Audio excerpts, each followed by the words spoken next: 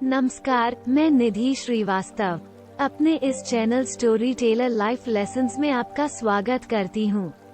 आज मैं आपके लिए अपने कहानियों के गुलदस्ते से लेकर आई हूँ एक नई कहानी जो आपके जीवन और नजरिए में कुछ नया जोड़ेगी।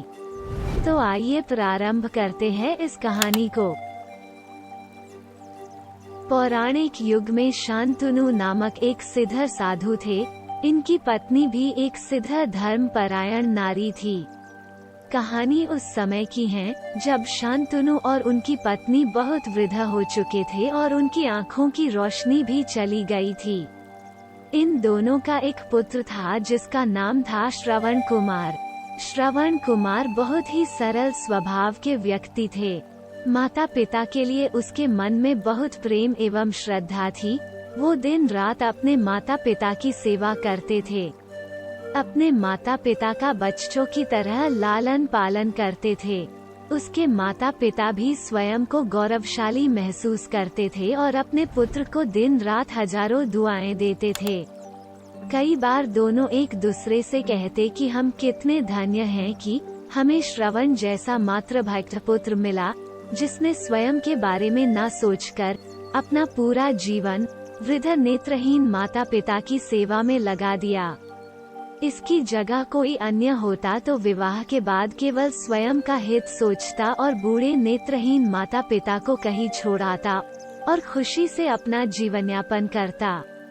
जब ये बात श्रवण ने सुनी तो उसने माता पिता से कहा कि मैं कुछ भी भिन्न नहीं कर रहा हूँ, यह मेरा कर्तव्य है। जब मैं छोटा था तब आपने मुझे इससे भी ज्यादा अच्छा जीवन दिया और अब मुझे यह सौभाग्य प्राप्त हुआ है कि मैं आपकी सेवा करूं। आप दोनों जो भी इच्छा रखते हैं मुझसे कहे, मैं उन्हें अवश्य पूरा करूंगा। तब शांतनु और उसकी पत्नी कहते हैं, पुत्र श्रवण, हम दोनों की आयु बहुत हो चुकी है। अब जीवन का कोई भरोसा नहीं है। किसी भी समय हमारी आंखें बंद हो सकती हैं। ऐसे में हमारी एकमात्र इच्छा है, हम तीर्थ यात्रा करना चाहते हैं। क्या तुम हमारी यह इच्छा पूरी कर सकते हो?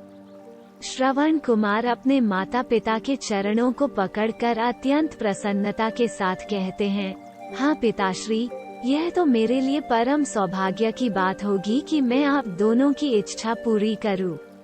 श्रवण अपने माता पिता को तीर्थ करवाने हेतु एक कावड़ तैयार करते हैं, जिसमें एक तरफ शांतनु एवं दूसरी तरफ उनकी पत्नी बैठती हैं और कावड़ के डंडे को अपने कंधे पर लादकर यात्रा शुरू करते हैं। उसके हृदय में माता पिता के प्रति इतना स्नेह है कि उसे उस कावड़ का लेशमात्र भी भार नहीं लगता। अपने पुत्र के इस कार्य से माता पिता का मन प्रसन्नता से भर उठता है और वे पूरे रास्ते अपने पुत्र श्रवण को दुआएं देते चलते हैं। तीर्थ करते समय जब वे तीनों अयोध्या नगरी पहुंचते हैं, तब माता पिता श्रवण से कहते हैं कि उन्हें प्यास लगी है। श्रवण कावड़ को जंगल में रखकर हाथ में पत्तों का पात्र बनाकर सरयू नदी से जल लेने जाते हैं। उसी समय उस वन में अयोध्या के राजा दशरथ आखेट पर निकले थे और उस घने वन में वो हिरण को शिकार बनाने के लिए उसके पीछा कर रहे थे। तभी उन्हें घने जंगल में झाड़ियों के पार सरयू नदी से पानी के हलचल की आवाज आती है। उस हलचल को हिरण के पानी पीने की आवाज समझकर महाराज दशरथ शिकार के उद्देश्य से तीर चला देते हैं और उस तीर से श्रवण कुमार के हृदय को आघात पहुंचता है, जिससे उसके मुंह से पीड़ा भरी आवाज निकलती है, जिसे सुन दशरथ स्तब्ध रह जाते हैं और उन्हें अनहोनी का एहसास होता है और वे भागकर सरयू नदी के तट पर पहुंचते हैं, जहां वे अपने तीर को श्रवण के हृदय में लगा देख भयभीत हो जाते हैं और उन्हें अपनी भूल का एहसास होता है। दशरथ श्रवण कुमार के समीप जाकर उससे क्षमा मांगते हैं। तब अंतिम सांस लेते श्रवण कुमार महाराज दशरथ को अपने वृद्ध नेत्रहीन माता पिता के बारे में बताते हैं और कहते हैं कि वे प्यासे हैं, उन्हें जाकर पानी पिला दो और उसके बाद उन्हें मेरे बारे में कहना। और इतना कहकर श्रवण कुमार मृत्यु को प्राप्त हो जाते हैं। भारी हृदय के साथ महाराज दशरथ श्रवण के माता पिता के पास पहुंचते हैं और उन्हें पानी पिलाते हैं। माता पिता आश्चर्य से पूछते हैं उनका पुत्र कहाँ है। वे भले ही नेत्रहीन हो, पर वे दोनों अपने पुत्र को आहट से ही समझ लेते थे। माता पिता के प्रश्नों को सुन महाराज दशरथ उनके चरणों में गिर जाते हैं और बीती घटना को विस्तार से कहते हैं। पुत्र की मृत्यु की खबर सुनकर माता पिता रोने लगते हैं और दशरथ से उन्हें अपने पुत्र के पास ले जाने को कहते हैं। महाराज दशरथ कावड़ उठाकर दोनों माता पिता को श्रवण के शरीर के पास ले जाते हैं। माता पिता बहुत जोर जोर से विलाप करने लगते हैं।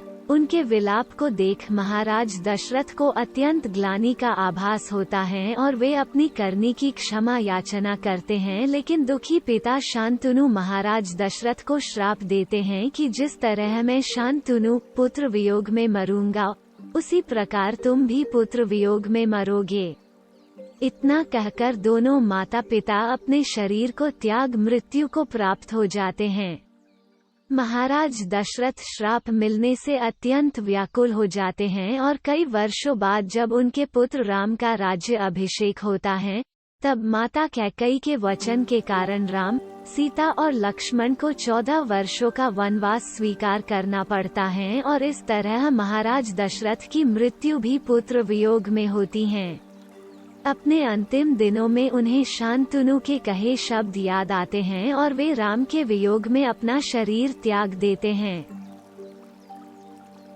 यह थी श्रवण कुमार की कहानी। अपनी माता पिता भक्ति के कारण ही श्रवण कुमार पुराणों में जीवित हैं। श्रवण कुमार की कहानी सुनाकर माता पिता अपने बच्चों को संस्कारित करते हैं। आपका धन्यवाद। इस कहानी को सुनने के लिए, ऐसी ही ज्ञानवर्धक व प्रेरणादायक कहानियों को सुनने के लिए हमारे स्टोरी टेलर चैनल को सब्सक्राइब करें।